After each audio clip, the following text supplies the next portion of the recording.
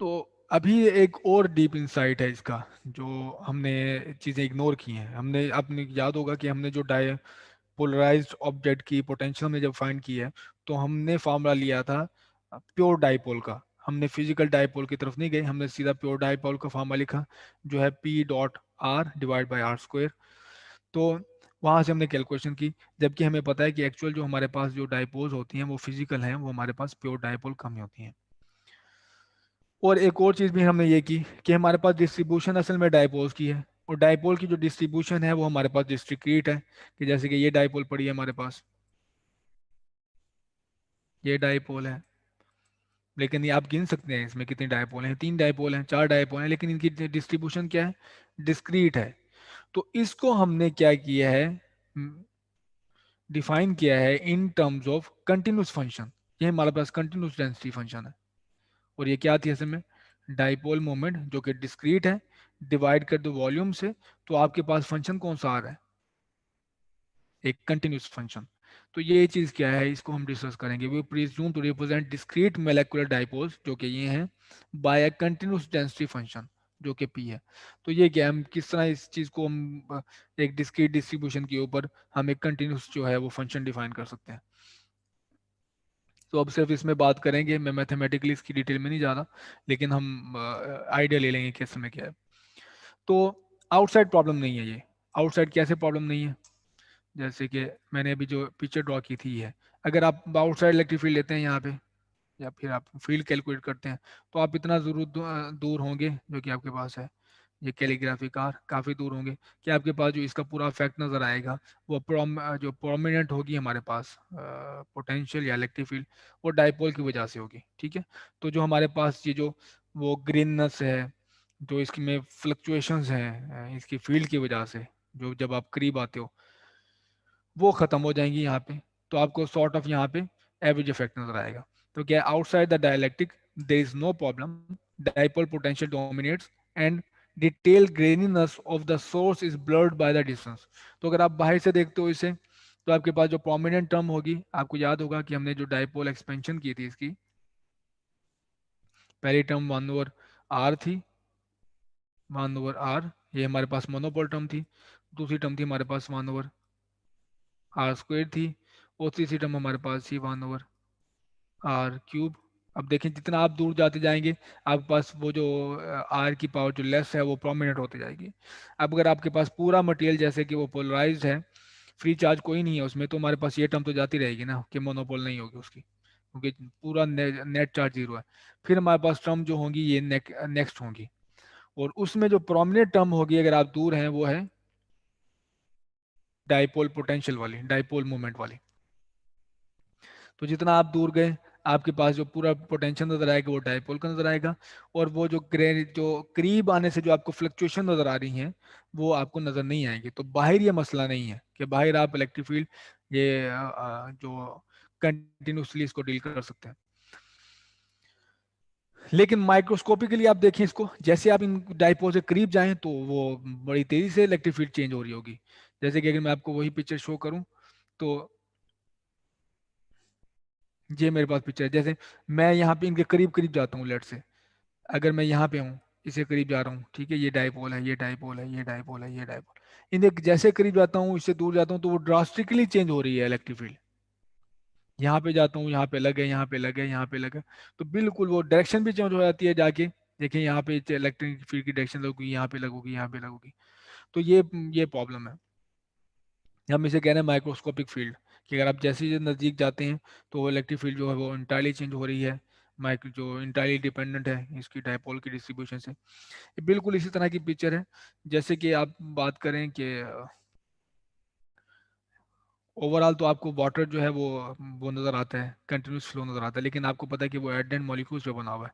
लेकिन आप इतने करीब चले जाएं कि वो उसके मॉलिक्यूल्स को देख सकें, तो फिर आपको डिटेल ग्रेनीनेस आपको नज़र आएगी, डिटेल स्ट्रक्चर नज़र आएगा। तो जो डिटेल स्ट्रक्चर है उसे मैं कह रहा हूँ माइक्रोस्कोपिक स्ट्रक्चर। उस लेवल पे जो फील्ड होगी उसे हम कहते हैं माइक्रोस्कोपिक फील्ड। इसी तरह अगर आप सिर्फ एक एटम की बात करें, 2 एटम की बात करें, 3 एटम की बात करें, तो वहाँ पे जो इलेक्ट्रॉन्स हैं उनके करीब जाएंगे तो इलेक्ट्रिक फील्ड इंटायरली चेंज हो जाएगी। आप दूर जाएंगे तो आपको वो नजर आएगा इसका जो है कि अलग फील्ड नजर आएगी। लेकिन आप काफी दूर से जब देखेंगे तो आपको उसका एवरेज इफेक्ट नजर आएगा। ठीक है, इतनी फ्लक्चुएशन नजर नहीं आएगी जो उनके करीब होने से थी। अब तीन एटम पड़े हुए हैं, आप एक एटम के करीब जाते हैं, दूसरे एटम से दूर हो जाते हैं, तो आपको ड्रास्टिकली चेंज नजर आ जाएगी फील्ड। लेकिन अगर आप दूर से इनको देख रहे हैं तो फील्ड उन तीनों की एवरेज होगी, जिसे मैं माइक्रोस्कोपिक फील्ड कह रहा हूँ। तो आपकी वो फील्ड ये पोजीशन वेरी करने से, डिस्टेंस वेरी करने से वो इस तरह फ्लक्चुएट नहीं होगी जो कि करीब होने से थी। तो ये दो फर्क हैं जो है माइक्रोस्कोपिक डिटेल में और एक मैक्रोस्कोपिक डिटेल में।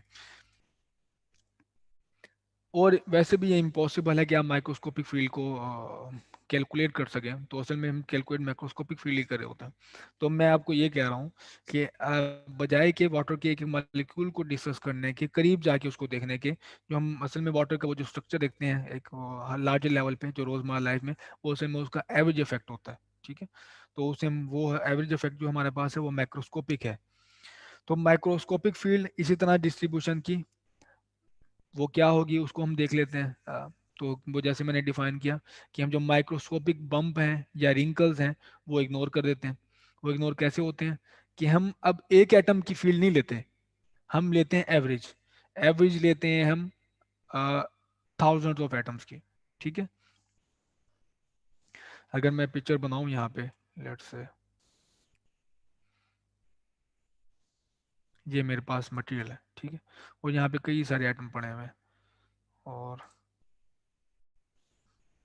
ये एटम है, ये है, ये मेरे पास ना फील्ड है। ठीक है,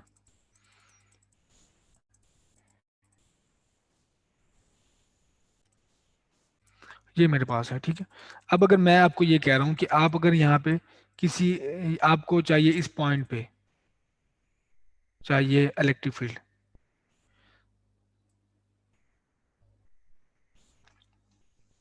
तो आप इस पॉइंट पे जब इलेक्ट्रिक फील्ड देखेंगे किसी एक की वजह से, तो वो आपको ड्रास्टिकली चेंज नजर आएगी।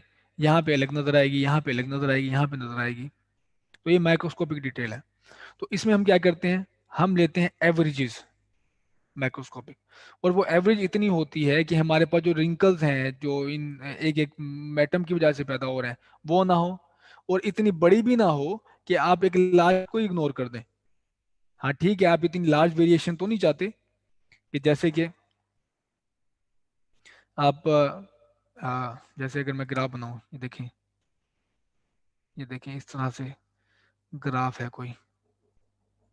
ठीक है, तो ये देखें मैंने क्या किया, ये जो डिटेल अगर मैं इसको मैप करूं एक लाइन ऐसे, ये देखें ये मैप हो गई, ये मैप हो गया, ये मैप हो गया, ये इस तरह से। ठीक है, तो ये देखें मैं अगर इसको इस पूरे डाटा को रिप्रेजेंट कर दूं एक लाइन से, तो आपको नजर आ रहा है, स्मूथनेस भी नजर आ रही है। लेकिन मैं ये काम नहीं कर सकता कि मैं इसको पूरी एक सीधी लाइन से डिफाइन कर दूं।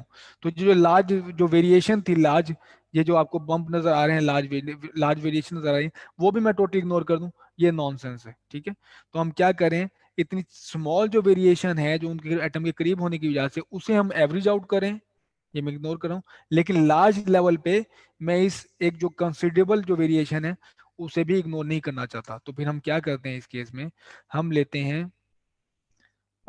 एटम्स। ठीक है, और एटम कितने लेते हैं, थाउजेंड एटम्स। तो अगर मैंने मैंने जैसे बताया कि मुझे अगर इस पॉइंट पे इलेक्ट्रिक फील्ड डिफाइन करनी है, लेट्स से इस पॉइंट पे, ये इस पॉइंट पे, ठीक, तो मैं क्या करूंगा, इधर मैं एक सर्कल ड्रॉ करूंगा, ये मेरे पास है। तो इतने जितने भी इसमें एटम आएंगे, सबकी वो एटम की इलेक्ट्रिक फील्ड कैलकुलेट करूंगा।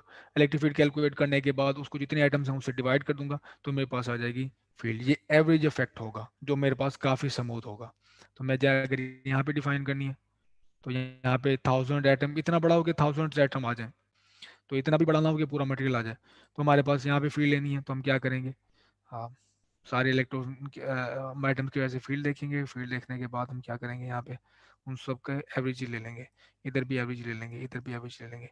तो ये हमारे पास इस तरह, अगर आप हर डॉट को इसी तरह एवरेज से रिप्लेस कर दो, तो आपके पास पूरा एक स्मूथ फंक्शन आ जाएगा जो मैक्रोस्कोपिक फील्ड होगी। और ऑर्डिनरी भी यही होता है कि हम जो डिस्कस करते हैं असल में क्या है फील्ड, वो हमारे पास डिस्कस कर रहे होते हैं मैक्रोस्कोपिक फील्ड को। जो जब हम फील्ड की बात करते हैं किसी मटेरियल के अंदर, जो फील्ड क्या है, फील्ड इनसाइड मैटर, तो असल में वो मैक्रोस्कोपिक फील्ड की बात करें। जैसे मैंने बताया माइक्रोस्कोपिक फील्ड को कैलकुलेट करना भी मुश्किल काम है, तो हम उसकी बात नहीं कर रहे होते।